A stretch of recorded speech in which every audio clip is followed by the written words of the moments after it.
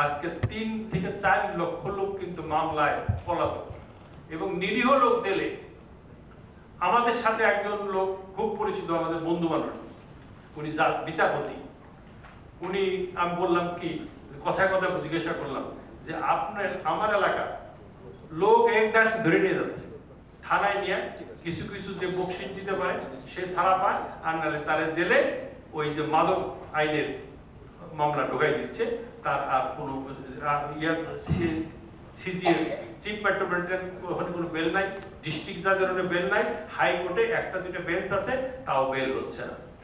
তাহলে এই লোকগুলি 4 লক্ষ লোক যদি এবং তাদের একজন জাস্টিস বললো যে আমি কিছুদিন বেল দিছিলাম, তারপর দেখে আমার বেঞ্চ নাই। আমি বললাম যে আপনার কি বললো যে একটা লোকের এফআইআর এর নাম নাই, তার এগেইনস্টে স্পেসিফিক এলিগেশন নাই, তার সে বেল ছিল, আমি বেল না দিয়ে যাবো কোথায়?